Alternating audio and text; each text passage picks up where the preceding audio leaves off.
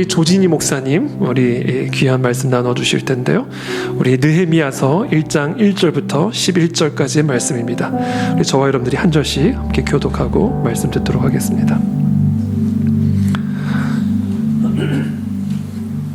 느헤미야서 1장 1절부터 11절까지 한 절씩 교독하겠습니다. 저부터 읽겠습니다. 하가랴의 아들 느헤미야의 말이라. 아닥사스다 왕 제20년 기슬루월에 내가 수산궁에 있는데 내 형제들 가운데 하나인 하나니가 두어 유다에서 내게 이르렀기로 내가 그 사로잡힘을 면하고 남아있는 유다와 예루살렘 사람들의 형편을 물은즉 그들이 내게 이르되 사로잡힘을 면하고 남아있는 자들이 그 지방 거기에서 큰 환난을 당하고 능욕을 받으며 예루살렘 성은 허물어지고 성문들은 불탔다 하는지라. 내가 이 말을 듣고 앉아서 울고 수일 동안 슬퍼하며 하늘의 하나님 앞에 금식하며 기도하여 이르되 하늘의 하나님 여호와 크고 두려우신 하나님이여 주를 사랑하고 주의 계명을 지키는 자에게 언약을 지키시며 긍휼을 베푸시는 주여 간구하나이다.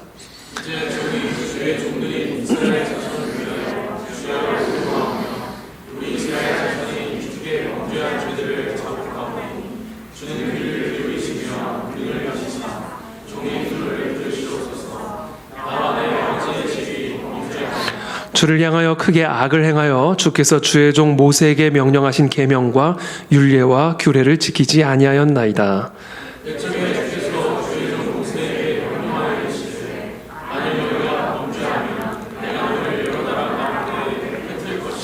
만일 내게로 돌아와 내 계명을 지켜 행하면 너희 쫓긴 자가 하늘 끝에 있을지라도 내가 거기서부터 그들을 모아 내 이름을 두려고 택한 곳에 돌아오게 하리라 하신 말씀을 이제 청하건대 기억하옵소서.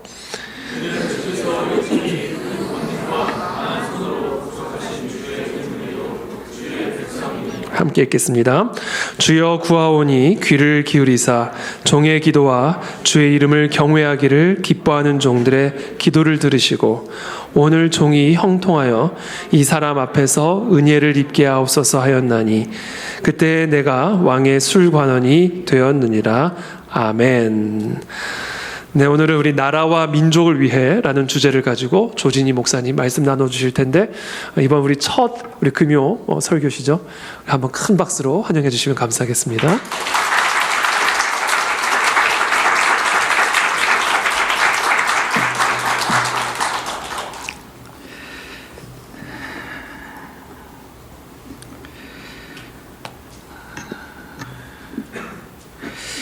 네, 느헤미야 금요 기도에 나오신 여러분 한 분 한 분과 또 온라인으로 또 함께 하시는 성도님들 한 분 한 분에게 우리 주님의 은혜와 평강이 가득하기를 바랍니다. 어느덧 20대 대통령 선거가 5일 앞으로 다가왔습니다. 그 어느 대선 때보다도 이 논란도 많고 또 시끄러웠던 것 같습니다. 아니 여전히 시끄럽죠. 의혹이 풀리지 않은 것들이 아직도 많이 있기 때문입니다. 그 어느 대선 때보다 이 결과를 예측하기가 힘든 이 박빙의 승부가 될 거라고 하는데 이번 대선을 앞두고 기도가 절로 나오고 있습니다. 지금 우리나라의 각계각층마다 처해져 있는 현실을 보면 이번 대선이 정말 중요하다는 것이 피부로 느껴집니다. 제가 요즘 피부로 제대로 느끼고 있는 것이 바로 이 서울 집값입니다. 그한의진리교회에 부임하기로 결정이 되고 최대한 빨리 교회 근처로 이사를 오기 위해서 집을 알아본 저는 정말 이 서울 집값에 큰 충격을 받았습니다. 제가 대전 촌놈이어서 그런지 몰라도 이 서울에서 살고 계시는 분들이 다 존경스럽더군요. 다들 어떻게 사시는 거예요? 얼마 전에 그 국민은행에서 이 조사하고 발표를 했었죠. 이 중위소득자가 서울에서 중간 가격대의 집을 사려면 이 월급을 1원도 쓰지 않고 모았을 때 16년 8개월이 걸린다고 합니다. 16년 8개월 동안 숨만 쉬면서 월급을 모아야 서울에서 중간 정도 되는 집을 살 수 있는 이 말도 안 되는 이런 상황은 20여 차례에 걸친 이 부동산 대책의 결과물이죠. 내 집 마련이 현실적으로 불가능한 이런 상황들에서 청년들이 이 결혼 생각이나 할 수 있겠습니까? 2020년 통계청에서 발표한 혼인 이혼 통계를 보면 이 혼인 건수가 2019년에 비해서 2만 6천 건 감소했다고 합니다. 이 전년 대비해서 10.7%가 감소한 것인데요. 이렇게 10% 이상 결혼이 감소한 것은 1997년 IMF 외환 위기 때 이후로 처음이라고 합니다. 살 집이 있어야 결혼을 할 텐데 이렇게 말도 안 되는 집값 앞에서 이 청년들은 감히 이 가정을 꾸릴 엄두를 내지 못할 것입니다. 그래도 포기하지 말고 열심히 벌어보자 이렇게 마음 먹고 일을 하려고 하는데 일자리가 없습니다. 기업들 숨통을 조이는 각종 규제로 양질의 일자리는 줄어들고 이 국민들 세금으로 용돈벌이 되는 그런 일자리만 잔뜩 만들어서 이 코로나 시국에도 오히려 취업률이 늘었다며 이 통계 수치로 장난을 치고 있죠. 북한이 지난 1월에만 7차례 미사일 도발을 했는데도 불구하고 이 김여정이 도발이라는 단어를 쓰지 말라고 하니까 이 도발이라는 말도 못하는 이런 안보 문제도 심각하고 이 온실가스 배출량이 태양광의 4분의 1밖에 안 돼서 이 유럽에서는 친환경 녹색 에너지로 분류되는 이 원자력을 다 죽임으로써 이 앞으로 닥칠 이 에너지 문제도 걱정이고 2056년이면 고갈될 이 국민연금이나 또 이 만성 적자에 빠져 있는 건강보험, 이 국가 채무 1000조를 돌파한 나라 재정 등 어느 곳 하나 정상이라고 할 수 없는 이 총체적 난국에 빠져 있습니다. 이 나라 살림이 이런데도 불구하고 한 대통령 후보는 이 포퓰리즘에 눈이 멀어서 이 전 국민에게 100만 원씩 기본소득을 제공하겠다고 하고 또 이 세금으로 빚을 탕감해주겠다라는 공약을 내놓아서 이 돈으로 표를 사려고 하니 참 통탄할 노릇입니다. 이 영국의 마가렛 대처 수상은 이렇게 말했습니다. 이 사회주의자들의 문제는 바로 그들이 펑펑 쓰는 남의 돈도 결국 떨어진다는 것이다. 이 국가 경제를 무너뜨리고 또 일자리를 없애고 또 소상공인을 망하게 해놓고 이렇게 지원금을 주는 이유는 국민들의 의존성을 키우기 위해서입니다. 이 한마디로 길들이는 것이죠. 이렇게 영업을 제한하고 또 이렇게 지원금을 주는 상황이 계속되면 이 머지않아 대부분의 국민들은 이 정부가 지급하는 기본 소득에 의존할 수밖에 없게 됩니다. 그러다 누군가가 이 정부의 마음에 들지 않는 소리를 하게 되면 그 사람과 가족들은 이 다음 한 달 동안 굶을 수밖에 없을 것입니다. 이렇게 국민을 길들이면서 의존성을 키우는 것 외에도 이런 차별금지법과 이 동성결혼 합법화, 또 방역이라는 이름으로 자행되는 이런 기본권 침해와 또 전체주의까지 지금 자유민주주의 대한민국이 얼마나 중차대한 갈림길에 서 있는지를 말씀드리자면 아마 오늘 밤을 지새워야 할 것입니다. 이렇게 중요한 대선을 앞두고 이 밤에 어찌 우리가 나라와 민족을 위해서 기도하지 않을 수 있겠습니까? 그래서 이 시간 나라와 민족을 위해서 기도했던 그 느헤미야의 모습을 살펴보고 과연 우리가 어떻게 기도를 하면 좋을지 나눠보고자 합니다. 오늘 우리가 함께 읽은 이 느헤미야 말씀은 나라가 멸망하고 이 바벨론의 포로로 잡혀갔던 사람들이 돌아와서 이 남아있던 자들과 함께 공동체를 다시 세우고 또 회복해가는 이야기를 다루고 있습니다. 이 포로 생활을 마치고 고향에서 새롭게 다시 시작하는 이들이 겪은 여러 가지 어려움을 통해서 이 공동체를 어떻게 개혁해 나가야 하는지 그 방향성을 제시하고 있습니다. 그렇다면 과연 이 느헤미야는 이 완전히 무너져 내린 나라와 민족을 회복시키기 위해서 또 포로 생활을 마치고 또 다시 시작하는 이 공동체를 온전히 회복시키기 위해서 이 무엇을 했는지 오늘 본문을 통해서 세 가지 정도만 살펴보려고 합니다. 이 나라와 민족을 위해서 우리가 해야 할 것 첫 번째는 바로 나라와 민족 그리고 내가 하나라는 이 공동체 의식을 갖는 것입니다. 이 주위를 보면 간혹 이 개인의 구원에만 치중된 이 신앙생활을 하시는 분들이 있습니다. 이 나라와 민족 그리고 교회라는 공동체에는 별 관심이 없고 그저 나만 신앙생활 잘하고 또 나만 구원받으면 그만이라는 것이죠. 이런 경향은 이 코로나 팬데믹 상황을 겪으면서 더욱더 심해졌습니다. 집에서 혼자 온라인으로 예배를 드리는 기간이 길어짐에 따라서 신앙생활이 지극히 개인주의로 변질되어 버린 것이죠. 유튜브에 올라와 있는 여러 교회 예배 동영상 중에서 이 목록을 뒤적이며 이 취향과 입맛에 맞는 영상 하나를 재생합니다.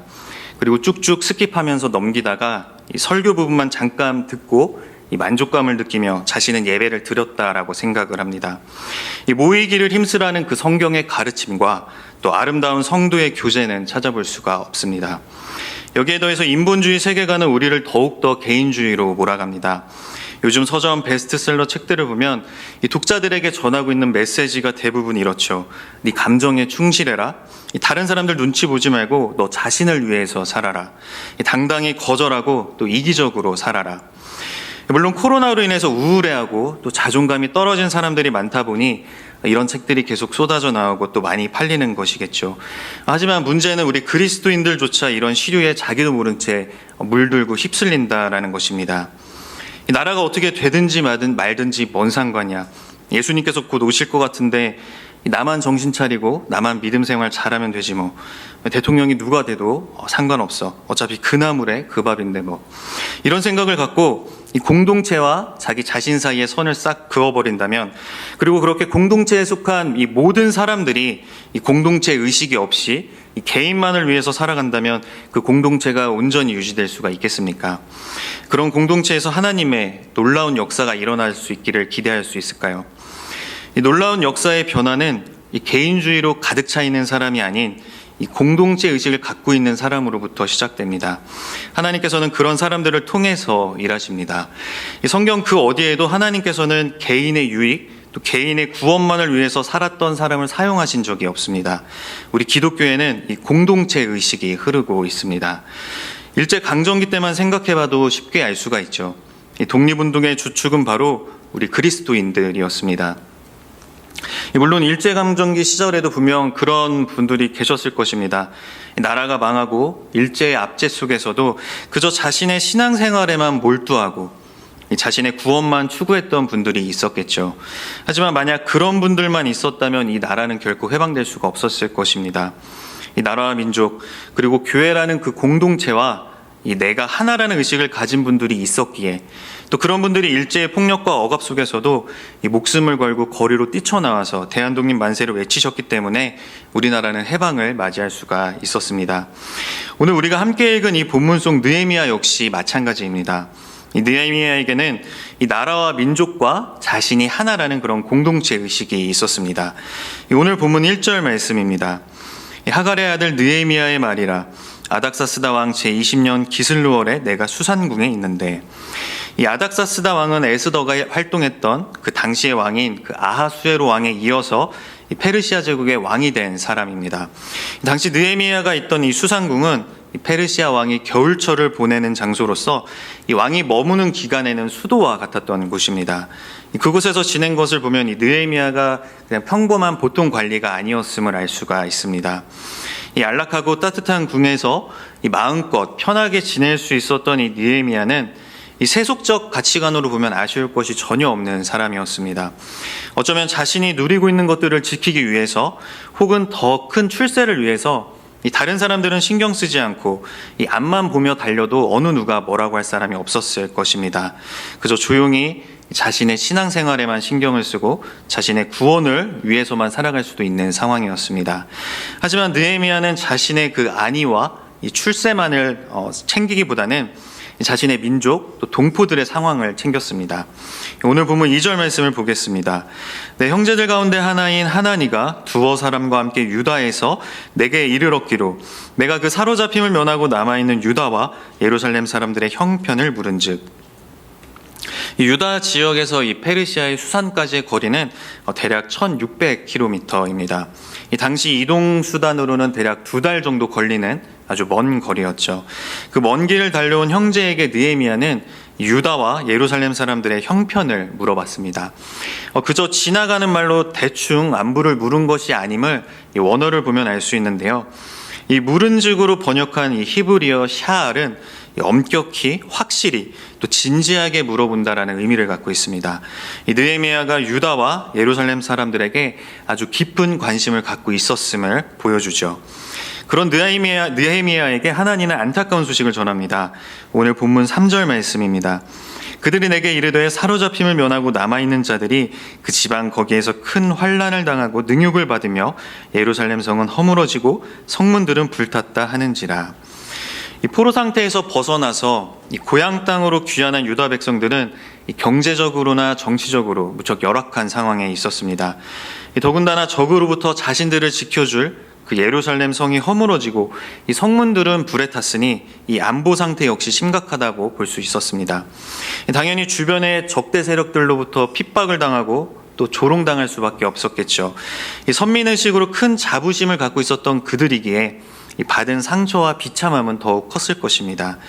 이런 소식을 들은 느헤미야의 반응을 보면 이 느헤미야가 이 자신의 나라와 이 민족에 얼마나 강한 공동체 의식을 갖고 있었는지를 잘 보여줍니다. 4절 말씀입니다. 내가 이 말을 듣고 앉아서 울고 수일 동안 슬퍼하며 하늘의 하나님 앞에 금식하며 기도하여. 이 짧은 한 절 말씀에 동사가 4개나 들어있죠. 울고 또 슬퍼하며 또 금식하며 기도하여. 이렇게 4개의 동사를 연속해서 사용함으로써 느헤미야가 느낀 감정이 우리에게 잘 전달이 됩니다. 느헤미야가 나라와 민족이 처한 그 현실을 듣고 이렇게 큰 슬픔에 빠졌다는 것은 이 느헤미야가 공동체와 자신은 하나라는 생각을 하고 있었음을 잘 보여줍니다. 그래서 가만히 있을 수 없었던 느헤미야는 식음을 전폐하고 하나님께 기도하기 시작했습니다. 한번 생각해 볼까요? 과연 나는 이 나라와 민족을 위해서 애통한 심정으로 금식하며 기도를 했던 적이 있는지 말입니다. 이 교회에서 금식 기도회를 하니까 이런 분위기에 휩쓸려서 금식을 하는 것이 아니라 느헤미야처럼 혹시 이렇게 작정해서 나라와 민족을 위해 금식하며 기도해 본 적 있으신가요? 우리는 시험 성적을 위해서 또 취업을 위해서 또 승진을 위해서 또 나의 건강, 나의 가족들을 위해서는 식음을 전폐하고 눈물로 기도를 하지만 이 나라와 민족을 위해서는 그렇게 하기가 쉽지가 않습니다. 왜 그렇습니까? 이 공동체와 내가 하나라는 의식이 없어서 그렇습니다. 하지만 우리가 분명히 기억해야 할 것은 우리의 이 공동체가 없으면 나라는 존재 자체도 없다라는 것입니다. 이 나라와 민족이 없으면 나 역시 존재할 수 없는 것이죠. 느헤미야는 이처럼 이 나라와 민족의 강력한 일치감을 갖고 있었고 덕분에 동족인 유대인들의 운명에 완전히 몰입할 수가 있었습니다. 그리고 이것이 느헤미야가 하나님께 귀하게 쓰임받을 수 있었던 원동력이 되었습니다. 혹시 여러분 가운데 이 나라와 민족을 위해서 하나님께 귀하게 쓰임받고 싶으신 분 계신가요? 그렇다면 먼저 느헤미야와 같이 이 민족과 내가 하나라는 그런 거룩한 애국심을 부어달라고 기도하시기를 바랍니다. 그 애국심에 힘입어서 이 나라와 민족이 처한 현실 앞에서 애통해하고 그 아픔에 깊이 공감을 할 때 하나님께서 들어서 사용해 주실 것입니다. 이렇게 나라와 민족이 처한 그 상황에 깊이 공감을 하는 모습은 예수님에게서도 찾아볼 수가 있습니다. 누가복음 19장 41절에서 44절까지의 말씀입니다. 가까이 오사 성을 보시고 우시며 이르시되 너도 오늘 평화에 관한 일을 알았더라면 좋을 뻔하였거니와 지금 내 눈에 숨겨졌도다. 날이 이를지라되 원수들이 토둔을 쌓고 너를 둘러 사면으로 가두고 또 너와 및 그 가운데 있는 네 자식들을 땅에 메어치며 돌 하나도 돌 위에 남기지 아니하리니 이는 내가 보살핌을 받는 날을 알지 못함을 이남이니라 하시니라. 우리 예수님께서는 그 예루살렘의 종말이 이르렀음을 보시고 슬퍼서 우셨습니다. 실제로 예루살렘과 성전은 주후 70년 그 유대의 독립전쟁 끝에 파괴가 되었죠. 이 거룩한 도성 예루살렘이 돌 하나도 돌 위에 남겨지지 않을 만큼 완전히 이 파괴가 될 것을 내다보셨던 예수님께서는 눈물을 흘리셨습니다. 또한 이 메시아이신 예수 그리스도를 받아들이지 않고 이 구원을 외면한 채 이 멸망을 향해 치닫는 그 영혼들을 보시면서 안타까운 마음에 눈물을 흘리셨습니다. 예수님의 제자요 또 그리스도인 된 우리에게도 예수님의 이런 애통한 마음 또 안타까운 마음이 있어야 하지 않겠습니까? 그저 나의 유익을 위해서만 기도하고 또 나의 구원을 위해서만 신앙생활을 하는 것이 아니라 이 나라와 민족 그리고 교회라는 공동체를 위해서 식음을 전폐하고 또 눈물을 흘리며 기도하는 저와 여러분이 되기를 소망합니다. 느헤미야처럼 이런 강력한 공동체 의식을 갖고 이 나라와 민족을 위해서 하나님께 귀하게 쓰임받는 우리 모두가 되기를 간구하는 이 밤이 되기를 소망합니다. 나라와 민족을 위해서 우리가 해야 할 것 두 번째는 바로 이 회개입니다. 오늘 본문 6절 말씀을 한번 보겠습니다. 이제 종이 주의 종들인 이스라엘 자손을 위하여 주야로 기도하오며 우리 이스라엘 자손이 주께 범죄한 죄들을 자복하오니 주는 귀를 기울이시며 눈을 여시사 종의 기도를 들으시옵소서. 느헤미야는 이스라엘이 하나님께 범죄한 죄들을 자복했습니다. 에스라도 그렇고 오늘 본문 속 느헤미야도 그렇고 이 신앙이 성숙한 이들 그리고 나라와 민족을 위해서 하나님께 귀하게 쓰임받은 사람들은 이 자신과는 상관이 없는 이 과거 조상들이 지은 죄와 또한 이 현재 동족들이 범하고 있는 죄를 이 자신의 죄로 인식하고 또 회개를 했습니다. 앞서 살펴본 것처럼 이들에게는 이 공동체 의식이 강하게 자리 잡고 있었기 때문입니다. 이 공동체를 향한 깊은 애정과 일치감이 있었기에 그 공동체에 완전히 몰입하여서 이 공동체의 죄악을 마치 자신의 죄악처럼 여기며 주야로 회개의 기도를 드릴 수가 있었습니다. 어쩌면 이렇게 생각하시는 분들이 계실지도 모르겠습니다. 이 나라와 민족이 이렇게 된 건 이 죄가 죄인 줄도 모르고 하나님 앞에서 범죄한 저들 때문인지 제 잘못이 아닙니다. 저는 신앙생활 정말 열심히 잘하고 하나님 앞에서 떳떳한데 제가 왜 이 나라와 민족의 죄를 대신 회개해야 하죠? 느헤미야 입장에서도 충분히 그런 생각을 할 수도 있었을 겁니다. 조상들이 어리석어서 하나님 앞에서 범죄하였고 그 죄의 대가를 우리 후손들이 이렇게 치르고 있는 것이다 라고 말이죠. 얼마든지 조상 탓, 또 죄를 저지른 다른 사람들 탓을 할 수 있었을 것입니다. 하지만 느헤미야는 그렇게 다른 사람들과 자신 사이에 선을 딱 그어서 생각을 하지가 않았습니다. 오늘 보면 6절 끝부분부터 7절까지의 말씀을 한번 볼까요? 나와 내 아버지의 집이 범죄하여 주를 향하여 크게 악을 행하여 주께서 주의 종 모세에게 명령하신 계명과 율례와 규례를 지키지 아니하였나이다. 느헤미야는 예루살렘이 당하는 그 큰 환난과 능욕을 이 조상들이나 다른 사람들의 탓으로 돌리지 않고 나와 내 아버지의 집이 범죄하였다라고 고백하며 자신 역시 하나님의 그 진노와 심판 앞에서 자유롭지 못함을 인정합니다. 다른 사람들을 정죄한 것이 아니라 자신에게도 이 나라의 민족이 이렇게 된 책임이 있다라는 것을 자각한 것이죠. 그렇다면 우리는 어떨까요? 이 나라와 민족이 처한 여러 가지 어려운 상황들, 또 코로나 팬데믹으로 인한 고통, 또 하나님의 심판으로 보여지는 이런 각종 자연재해들이 정말 나랑은 상관없는 일일까요? 나는 예수님 잘 믿고 신앙생활을 잘했으니까 이 모든 일들은 그저 하나님을 거역하고 하나님께 죄악을 범한 이 세상 사람들 탓이다라고 말할 수 있을까요? 과연 나는 하나님 앞에 거룩하고 또 정결하며 떳떳하다고 말할 수가 있을까요? 이스라엘 민족이 이 나라를 잃고 포로를 끌려간 이유는 오늘 본문 7절에서 느헤미야가 밝히고 있는 것처럼 그들이 하나님께 악을 행하며 주의 종 모세에게 명령하신 계명과 율례와 규례를 지키지 않았기 때문입니다.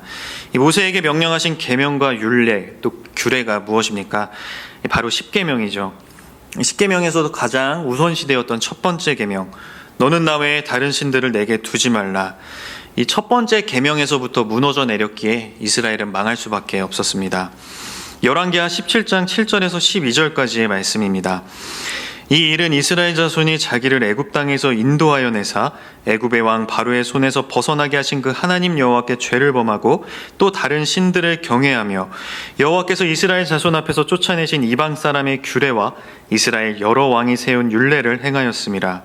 이스라엘의 자손이 점차로 불의를 행하여 그 하나님 여호와를 배역하여 모든 성읍의 망대로부터 견고한 성에 이르도록 산당을 세우고 모든 산 위에와 모든 푸른 나무 아래에 목상과 아세라상을 세우고 또 여호와께서 그들 앞에서 물리치신 이방 사람 같이 그곳 모든 산당에서 분향하며 또 악을 행하여 여호와를 경노하게 하였으며 또 우상을 섬겼으니 이는 여호와께서 그들에게 행하지 말라고 말씀하신 일이라. 오직 하나님 한 분만을 섬겼어야 할 이스라엘 민족은 가나안의 이방 문화에 동화되어서 점차 변질되어 갔습니다. 이 바알 종교와 혼합된 혼합주의 신앙이 되어간 것이죠. 이는 비단 정치 지도자나 또 종교 지도자들에게만 국한된 일은 아니었습니다. 의인 10명만 있어도 이 소돔과 고모라를 멸망시키지 않겠다 하셨던 그 하나님께서 이 선택하신 그 민족을 멸망시킨 것으로 보아 이 몇몇 지도자들만의 문제가 아니라 이 나라와 민족 전체가 타락하고 또 부패하였음을 알 수가 있습니다. 이 문제는 오늘날을 살아가는 우리 그리스도인들조차 이 세상 문화 또 인본주의 세계관과 혼합된 이런 신앙을 갖고 살아가고 있다라는 것입니다. 예수님을 믿으면 이 복 받는다는 것만 강조하는 이런 번영 신학의 영향으로 이 교회는 급속도로 세속화가 되었고 이 많은 그리스도인들이 그 영향으로 이 기복 신앙을 벗어나고 있지 못합니다. 조금만 이 고난이나 시련이 닥치면 열심히 신앙생활을 한 대가가 이거냐며 하나님을 원망하는 또 모습을 보이기도 합니다. 뿐만 아니라 소위 믿음이 좋고 또 신앙생활을 잘하는 그리스도인들조차 자신들이 인식하지 못한 채 우상숭배를 한다는 것이 문제입니다. 하나님 외에 다른 신들을 두지 말아야 함에도 불구하고 이 하나님보다 더 사랑하는 것들이 많다라는 것입니다. 하나님을 사랑한다면서 동시에 돈을 사랑하고, 하나님을 사랑한다고 하면서 자식을 더 사랑하고, 또 하나님을 사랑한다 하면서 나 자신을 더 사랑하는 것이죠. 한번 예를 들어 생각해 볼까요? 사랑하는 사람이 생겨서 그 사람과 결혼을 하려고 준비하고 있다라고 이제 가정을 해보도록 하겠습니다. 그런데 상대방이 이러는 겁니다. 1년 365일 중에 364일은 전적으로 당신만을 사랑할게요. 그런데 딱 하루만 다른 사람과 사랑하게 해주세요. 그럼 당신과 결혼할게요. 혹시 상대방이 이렇게 말한다면 여러분 가운데 그 사람과 결혼할 수 있으신 분 계신가요? 내가 사랑하는 그 사람이 내가 아닌 다른 사람을 사랑하는 그 하루 동안 아무렇지 않게 이 평정심을 유지하실 수 있겠습니까? 우린 다시 오실 그 예수님과의 혼인잔치를 준비하고 있는 이 예비 신부들입니다. 이 등불에 기름을 가득 채워놓고 다시 오실 그 신랑 예수님을 깨어서 기다리고 있습니다. 그런데 우리가 예수님께 이렇게 하고 있지는 않습니까? 예수님, 제가 1년 365일 중에 364일은 정말 온 마음과 정성을 다해서 예수님만을 사랑하겠습니다. 그런데 딱 하루만 다른 것을 더 사랑하게 해주세요. 하루 정도는 이해해 주실 수 있잖아요. 그날 하루만 제가 돈을 더 사랑하게 해주세요. 그날 하루만 제가 더 제 가족을 사랑하게 해주세요. 그날 하루만 세상의 쾌락을 즐기게 해주세요. 이러면 과연 예수님과 함께 그 혼인잔치에 참여할 수 있을까요? 거룩하고 정결한 그 참된 신부의 모습이라고 할 수 있을까요? 오직 하나님만 경외하고 또 사랑해야 하는 우리가 그것이 나에게 우상이 된 것도 모른 채 돈을 사랑하고 자식을 더 사랑하고 나를 더 사랑한다면 이것은 영적인 간음입니다. 이 북이스라엘과 남유다가 멸망하기 전 끊임없이 회개를 촉구했던 그 선지자들이 자신의 나라와 민족을 이 간음한 여인으로 비유했음을 우리는 기억해야 합니다. 호세아 1장 2절 말씀입니다. 여호와께서 처음 호세아에게 말씀하실 때 여호와께서 호세아에게 이르시되 너는 가서 음란한 여자를 맞이하여 음란한 자식들을 낳으라. 이 나라가 여호와를 떠나 크게 음란함이니라 하시니, 결국 이 나라와 민족이 처한 여러 가지 어려움들, 또 코로나 팬데믹으로 인해 겪고 있는 고통들, 또 하나님의 징계로밖에 볼 수 없는 여러 가지 이런 징조들의 근본적인 그 원인에는 나의 그 영적인 간음도 있음을 고백하고 또 회개해야만 하는 것입니다. 내 눈에 들보는 보지 못한 채 이 모든 문제들을 그저 믿지 않는 세상 사람들의 탓으로 돌리며 정죄하는 것은 올바른 그리스도인의 모습이라고 볼 수 없을 것입니다. 이 밤에 우리도 이 느헤미야처럼 이 나라와 민족이 하나님 앞에 범죄한 죄들을 자복하고 더 나아가서 나와 내 아버지의 집이 범죄하였다, 그렇게 눈물로 통회해야만 합니다. 이런 마음으로 금식하고 눈물로 기도하며 그 회개한 느헤미야의 기도가 있었기에 그 성벽이 재건되고 예루살렘 공동체가 온전히 회복될 수가 있었습니다. 우리 대한민국 역시 나라와 민족을 위해서 공동체 의식을 갖고 눈물로 회개하는 그리스도인들이 있는 이상 희망이 있습니다. 반드시 하나님께서 이 나라와 민족을 회복시키시고 또 복음으로 하나가 되게 하시고 또 온 세계와 열방을 위해서 귀하게 쓰실 줄로 믿습니다. 이 밤에 우리가 이 시대의 느헤미야가 되어서 눈물로 부르짖으며 회개하는 밤이 되기를 원합니다. 마지막 세 번째로 이 나라와 민족을 위해서 우리가 해야 할 것은 바로 오직 하나님만이 역사의 주관자가 되신다라는 것을 인정하는 것입니다. 오늘 본문 8절과 9절 말씀 한번 보겠습니다. 옛적에 주께서 주의 종 모세에게 명령하여 이르시되 만일 너희가 범죄하면 내가 너희를 여러 나라 가운데 흩을 것이요 만일 내게로 돌아와 내 계명을 지켜 행하면 너희 쫓긴 자가 하늘 끝에 있을지라도 내가 거기서부터 그들을 모아 내 이름을 두려고 택한 곳에 돌아오게 하리라 하신 말씀을 이제 청하건대 기억하옵소서. 느헤미야는 분명하게 인식을 하고 있었습니다. 하나님께 범죄하면 민족이 흩어지고 하나님께로 돌이키고 하나님이 말씀하신 계명을 지켜 행하면 하나님께서 택하신 곳에 돌아온다라는 것을 말입니다. 결국 이 말씀은 이 나라와 민족을 흩으시는 분도 하나님이시고 그 나라와 민족을 회복시켜서 이 택하신 곳으로 돌아오게 하시는 분도 바로 하나님이시다라는 것이죠. 즉 역사를 주관하시는 분은 오직 한 분, 하나님이시라는 것입니다. 성경을 읽어보면 하나님께서 그 역사의 주관자가 되심을 증거하는 내용들이 정말 많이 기록되어 있습니다. 이사야 10장 5절 말씀입니다. 아수르 사람은 화에 있을진저 그는 내 진노의 막대기요 그 손에 몽둥이는 내 분노라. 이 아수르가 어떤 나라입니까? 강력한 군사력으로 이 주변을 초토화시키던 대제국이었습니다. 하지만 그런 막강한 제국 아수르라 할지라도 하나님께는 그저 이 막대기일 뿐입니다. 인간의 눈으로 볼 때는 아람과 이 북이스라엘을 멸망시키고 또 이 남유다까지 함락 직전까지 몰고 간 이 아수르가 이 근동 지역에서 오랜 세월 이 절대적인 주권을 휘두를 것처럼 보였을 것입니다. 그러나 그렇게 막강했던 아수르는 이 바벨론에 의해서 속절없이 멸망당하고 역사의 뒤안길로 사라져 버렸습니다. 그 강력했던 제국이 이렇게 이 맥없이 끝나버린 이 역사적 사실을 통해서 우리는 무엇을 알 수가 있습니까? 이 아수르가 그저 이 범죄한 북이스라엘을 심판하기 위해서 이 하나님께서 잠깐 몽둥이로 사용하신 그 심판의 도구였다라는 것입니다. 이사야 말씀을 통해서 역사를 주관하시고 또 운행하시는 분은 이 강력한 전제 군주나 이 제국이 아니라 바로 하나님이심을 분명히 알게 하신 것입니다.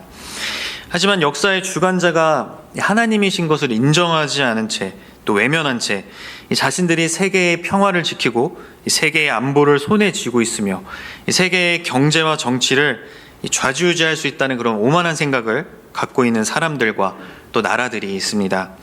그리고 멸망하기 직전 이 북이스라엘이나 남유다와 같이 하나님께서 역사를 주관하신다는 그 사실을 잊은 채 이 강대국들을 하나님보다 더 의지하는 사람들이 있습니다. 이 나라와 동맹관계를 잘 유지해야 우리나라가 안전할 것 같고 저 나라의 비위를 잘 맞춰줘야 우리나라 경제가 살아날 것 같고 그 나라 고위직에 또 잘 보여야 우리나라에서 한몫할 수 있을 것 같다는 그런 생각을 하는 사람들이 많이 있죠.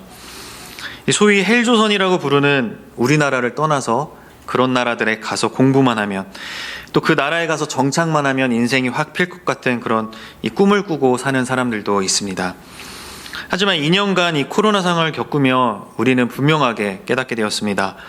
이 눈에 보이지도 않는 작은 이 미세한 바이러스 하나에 온 세계가 마비되고 이 수많은 사람들이 이 두려움에 떠는 모습들을 보면서 이 세계를 쥐락펴락하는 강대국일지라도 하나님 앞에서는 그저 부지깽일 뿐이고 이 막대기일 뿐이라는 사실을 실감할 수 있게 되었습니다. 이 멸망 직전 이 북이스라엘과 남유다가 그토록 의지했던 이 주변의 강대국들이 결국 그들의 구원이 되어줄 수 없었던 것처럼 하나님 외에 그 무엇도 우리를 구원해 줄 수가 없습니다. 이 무신론자들은 이렇게 말하곤 합니다. 미개했던 고대 시대나 하나님을 믿고 또 종교 생활을 하는 거지 이렇게 요즘같이 문명이 발달하고 과학이 발전한 이 시대에 무슨 하나님 또 무슨 종교를 믿느냐라고 말이죠.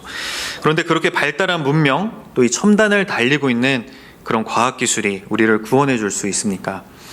하나님께서 온 세상을 창조하시고 그분의 그 섭리로 세상이 운행되도록 창조 질서를 만들어 두셨습니다. 그 질서 속에서 우주의 행성들은 자전과 또 공전을 하고 또 때가 되면 계절이 바뀌며 그 계절의 변화 속에서 이 자연은 생의 주기를 반복합니다. 이 겨우내 죽은 것처럼 보였던 나무에서 싹이 움트고 이 새로운 열매를 맺는 것을 바라보면 하나님께서 창조하신 이 세계가 얼마나 오묘한지 또 얼마나 아름다운지를 알 수가 있습니다. 우리 인간은 그저 하나님의 그 창조 섭리를 발견하고 흉내낼 뿐입니다. 아무리 과학기술이 발전해도 우리 스스로 그 질서와 또 그 섭리를 창조해낼 수는 없습니다. 그럼에도 불구하고 우리 인간은 마치 우리가 하나님인 것처럼 교만한 모습으로 여전히 끊임없이 바벨탑을 쌓아 올리고 있습니다. 아수르와 바벨론과 전혀 다를 바가 없는 모습으로 살아가고 있습니다. 그리고 하나님 보시기에 아무것도 아닌 그저 막대기 같은 것들을 붙들고 또 의지하며 살아가고 있습니다. 그런 우리들에게 하나님께서는 이사야를 통해 이렇게 말씀하십니다. 이사야 10장 15절 말씀입니다. 도끼가 어찌 찍는 자에게 스스로 자랑하겠으며 톱이 어찌 켜는 자에게 스스로 큰 채하겠느냐. 이는 막대기가 자기를 드는 자를 움직이려 하며 몽둥이가 나무 아닌 사람을 들려 함과 같음이로다. 이 자리에 있는 저와 여러분 모두는 역사의 주관자가 누구이신지, 또 내 삶을 붙들고 이끌어 가시는 분이 누구이신지를 분명히 자각하는 은혜가 있기를 바랍니다. 겸손하게 하나님만을 의지하고 혹시라도 나에게 하나님이 아닌 그 다른 곳들을 의지하는 영역이 조금이라도 있다면 깨닫고 또 돌이키는 이 밤이 되기를 소망합니다. 대제국 그 아수르조차 이 막대기처럼 쓰고 버리시는 그 역사의 주관자 되시는 하나님만 붙들고 살아가시기를 바랍니다. 오늘 본문 속 느헤미야는 이 사실을 잘 알고 있었습니다. 만약 느헤미야에게 이 역사의 주관자는 하나님이시다라는 이 인식이 없었더라면 결국 오늘 본문 이 8절과 9절에 기록되어 있는 이런 기도를 드릴 수가 없었을 것입니다. 또한 하나님께 맡기기보다는 자신의 힘으로 그 상황들을 해결하려고 했을 것입니다. 자신의 지위에서 동원할 수 있는 모든 방법을 찾거나 인맥을 총동원해서 이 정치적인 행동을 취했을 것입니다. 하지만 느헤미야는 이 하나님께서 이 역사의 주관자가 되심을 알았기에 금식하며 기도를 했습니다. 느헤미야가 하나님에게 소식을 들은 것이 기슬루월입니다. 11월에서 12월 사이의 겨울이죠. 느헤미야가 2장 1절에서 이 왕 앞으로 나아간 것은 니산월입니다. 이 니산월은 3월에서 4월을 가리킵니다. 대략 4개월의 기간 동안 이 느헤미야는 성급하게 자신이 일을 벌인 것이 아니라 역사의 주관자가 되시는, 역사를 움직이시는 그 하나님께서 개입해 주시기를 간구했습니다. 느헤미야에게는 하나님께서 길을 열어주실 것이라는 그런 믿음이 있었기 때문입니다. 그렇게 기도했더니 어떤 일이 일어났습니까? 11절 끝에 이렇게 기록하고 있습니다. 그때 내가 술관원이 되었느니라. 이 술관원은 이 왕이 마시는 음료를 시음해서 독이 있나 없나 확인하는 역할을 수행했습니다. 그렇게 이 고대 세계에서 이 술관원은 이 왕이 가장 신임하는 자들이 맡게 되었죠. 이 왕과 자주 대면하는 자리이기에 자연스럽게 막강한 권력을 가질 수가 있었습니다. 느헤미야는 자신이 어떻게 그렇게 높은 관직에 오를 수 있었는지 자세하게 밝히고 있지 않습니다. 그저 이 사람 앞에서 은혜를 입게 하옵소서 하고 하나님께 기도를 하였더니 그때의 술관원이 되었다고만 기록을 하고 있습니다. 자신이 자신을 이 술관원의 자리에 앉히신 분이 하나님이시라는 것을 고백하는 것이죠. 여기서 말하고 있는 이 사람은 아닥사스다 왕을 가리킵니다. 이 느헤미야가 왕 앞에서 은혜를 입게 해달라고 하나님께 간절히 기도했던 이유가 느헤미야 2장 5절에 기록되어 있습니다. 왕에게 아뢰되 왕이 만일 좋게 여기시고 종이 왕의 목전에서 은혜를 얻었사오면 나를 유다 땅 나의 조상들의 묘실이 있는 성읍에 보내어 그 성을 건축하게 하옵소서 하였는데, 이 느헤미야는 아닥사스다 왕에게 예루살렘 성의 건축을 허락해달라고 요청을 합니다. 이 느헤미야가 왕에게 이 말을 하기가 얼마나 힘들었는지는 느헤미야 2장 2절을 보면 알 수가 있습니다. 왕이 내게 이르시되 네가 병이 없거늘 어찌하여 얼굴에 수심이 있느냐, 이는 필연 네 마음에 근심이 있음이로다 하더라. 그때에 내가 크게 두려워하여. 느헤미야가 이렇게 크게 두려워했던 이유는 크게 두 가지로 볼 수가 있습니다. 하나는 이 왕 앞에서 수심이 가득한 표정을 짓는 것 자체가 이 왕의 심기를 건드릴 수 있기 때문입니다. 이 왕이 술을 마시고 있는데 앞에서 이 술맛 떨어지게 인상을 쓰고 있으면 당장 목이 날아갈 수 있는 것이 이 당시 고대 근동사회의 분위기였습니다. 그런데 왕이 이 부분을 지적하니 느헤미야는 심장이 철렁했을 것입니다. 또 한 가지 이유는 이 왕에게 예루살렘 성 건축을 요청해야 하는데 그 건축을 얼마 전에 중단시킨 장본인이 바로 앞에 있는 이 아닥사스다 왕이었기 때문입니다. 에스라 4장 21절입니다. 이제 너희는 명령을 전하여 그 사람들에게 공사를 그치게 하여 그 성을 건축하지 못하게 하고 내가 다시 조서 내리기를 기다리라. 이 명령을 내린 왕이 바로 이 아닥사스다 왕이었습니다. 이 왕의 입장에서는 자신이 중단시킨 그 공사를 다시 재개하도록 요청하는 이 술관원의 말이 기분이 나쁠 수도 있을 것입니다. 기존의 결정이 잘못되었다라는 그런 지적으로 받아들일 수도 있을 것이고, 이 느헤미야의 말을 들어주면 자칫 이 왕이 이런 우유부단한 모습으로 비춰져서 이 리더십에 문제가 생길 수도 있습니다. 더군다나 이런 정책은 술관원이 요청할 만한 일의 그런 성질이 아닌 것이죠. 생각하기에 따라서는 월권으로 또 볼 수도 있을 것입니다. 그렇게 느헤미야는 당연히 두려울 수밖에 없었습니다. 하지만 이렇게 큰 두려움 앞에서도 이 느헤미야는 왕 앞에서 할 말을 다 합니다. 마치 아하수에로 왕 앞에 나서는 그 에스더와 같이 이 느헤미야 역시 죽으면 죽으리라는 심정으로 예루살렘 성 건축을 허락해달라고 요청을 합니다. 느헤미야가 이렇게 용기를 낼 수 있었던 이유는 아까 살펴봤던 그 11절 말씀에 기록된 것처럼 이 사람 앞에서 은혜를 입게 하옵소서라고 하나님께 온전히 맡기는 기도를 했기 때문입니다. 이 큰 권력을 행사할 수 있는 그 술 관원이 된 느헤미야는 자신의 그 높은 지위를 이용할 수도 있었을 것입니다. 하지만 느헤미야는 이런 세상적 가치에 기대서 이 현실적인 대책을 세우기 전에 먼저 이 신앙적인 대책을 마련했습니다. 이 아닥사스다 왕을 찾기 전에 먼저 이 만왕의 왕이신 하나님을 찾아 기도를 했습니다. 느헤미야에게는 이 환란이 하나님으로부터 임했고 오직 하나님만이 또 이 상황을 해결해 주실 것이다라는 확고한 믿음이 있었기 때문입니다. 즉 하나님께서 이 모든 역사의 주관자가 되신다라는 것을 알았던 것이죠. 그렇게 역사의 주관자가 되시는 그 하나님만을 철저하게 의지한 결과 느헤미야는 왕으로부터 예루살렘 성 건축을 허락받게 됩니다. 느헤미야 2장 8절 하반절을 보면 이렇게 말씀합니다. 내 하나님의 선한 손이 나를 도우심으로 왕이 허락하고, 이 모든 과정들에 하나님이 친히 개입하셨음을 느헤미야는 내 하나님의 선한 손이 나를 도우셨다라는 말씀으로 고백했습니다.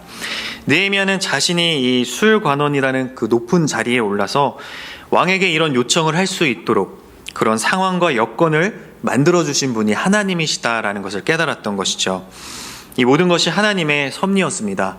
자신이 유능하고 또 인정을 받아서 술관원이 된 것이 아니라 이 모든 일을 계획하시고 또 예비하신 그 하나님께서 역사를 운행하고 계심을 알게 된 것입니다. 그래서 느헤미야는 오늘 본문 11절 끝에 자신이 하나님께 기도를 한 그때에 술관원이 되었다고 믿음으로 고백을 한 것입니다. 그렇다면 오늘날은 어떨까요? 하나님은 이 성경에 기록된 역사, 또 이스라엘의 역사에만 개입을 하시는 분이실까요? 그렇지 않습니다. 역사의 주관자요, 또 살아계신 하나님께서는 지금도 우리 온 인류의 역사에 친히 개입하시고 또 운행하고 계십니다. 흔히 사람들이 오해를 하는 것이 있습니다. 인류의 역사를 하나님과 사탄의 대결 구도 가운데 이렇게 흘러가는 것이다라고 여기는 것이죠. 이 헤겔의 변증법에 입각해서 하나님이 정이고 그 하나님께 대적하는 사탄이 반. 그래서 이 대결 구도 가운데 역사가 발전해 나가는 것을 합으로 해석하는 것입니다. 말도 안 되는 소리죠. 하나님께서는 사탄조차도 사용하셔서 역사를 이끌어 가십니다. 이 사탄조차 그 역사의 주관자가 되시는 그 하나님 손 위에 있는 장기 말일 뿐이다라는 것입니다. 일례로 가룟 유다와 십자가 사건을 들 수가 있겠죠.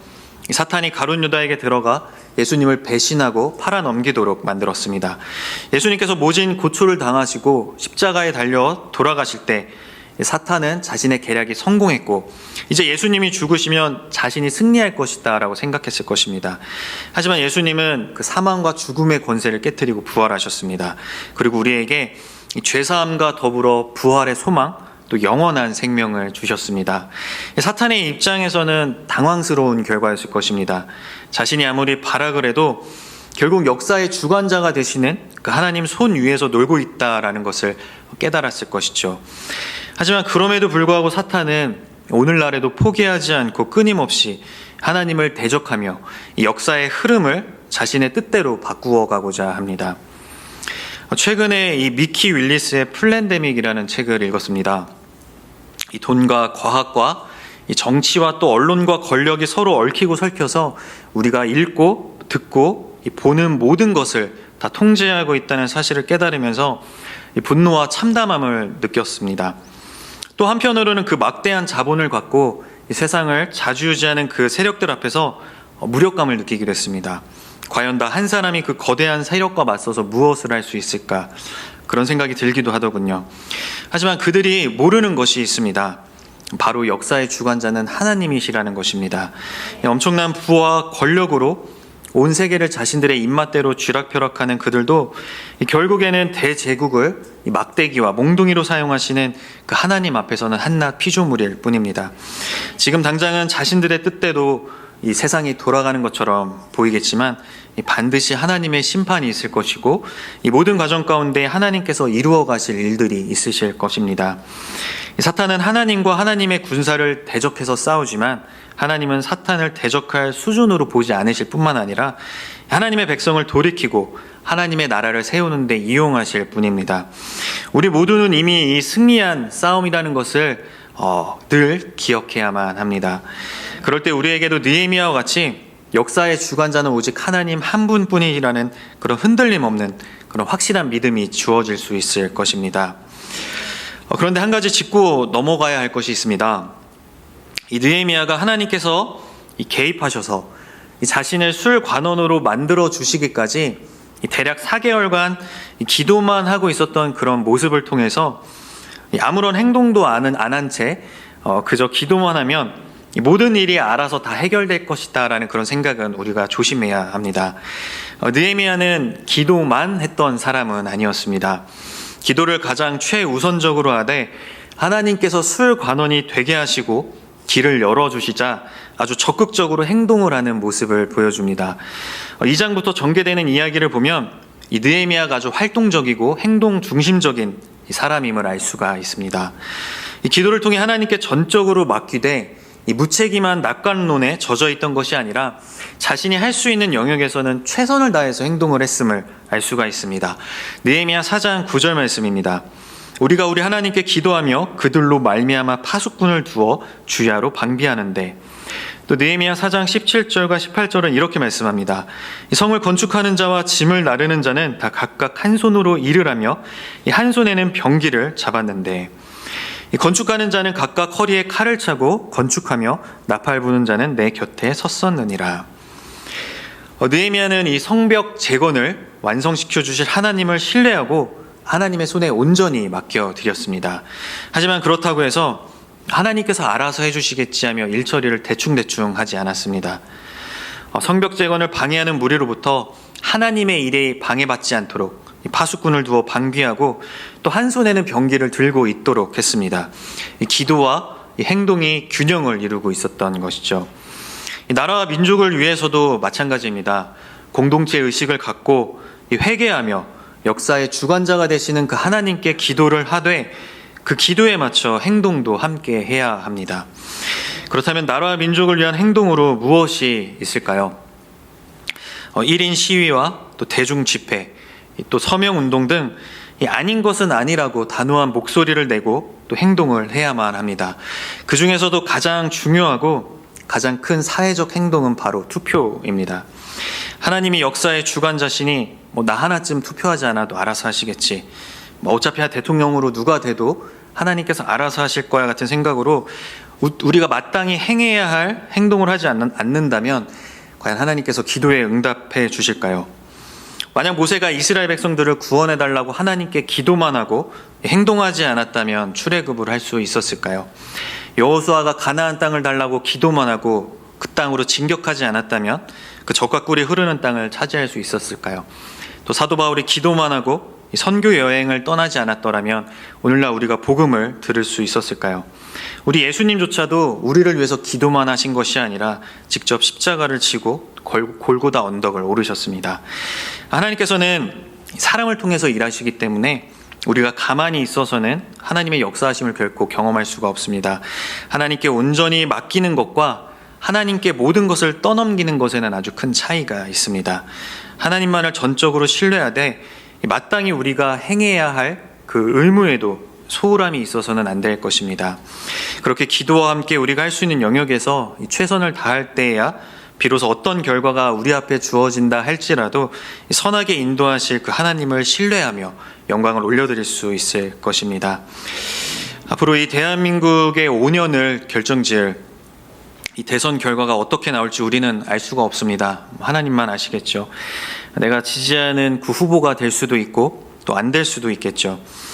우리가 분명히 기억해야 할 것은 내가 지지하는 그 후보가 된다 해서 기뻐할 것도 없고 또 내가 지지하는 후보가 안 된다고 해서 낙심하거나 또 슬퍼할 필요도 없다는 것입니다. 어떤 결과가 나오든 상관없이 믿으시고 또 신실하신 우리 하나님께서 이 역사를 운행하시며 이 나라와 민족을 이끌어 가실 것이다라는 그런 믿음이 중요한 것입니다. 이 밤에 이 나라와 민족을 이 역사의 주관자가 되시는 그 하나님의 손에 올려드리기를 원합니다. 이 나라와 민족을 향한 그 하나님의 그 애통한 마음을 우리에게도 부어달라고 간구하는 시간이 되기를 소망합니다. 이 나라와 민족이 하나님 앞에서 지은 죄, 또 내가 하나님 앞에서 그 지은 그 죄악들을 철저하게 회개하는 이 밤이 되기를 바랍니다.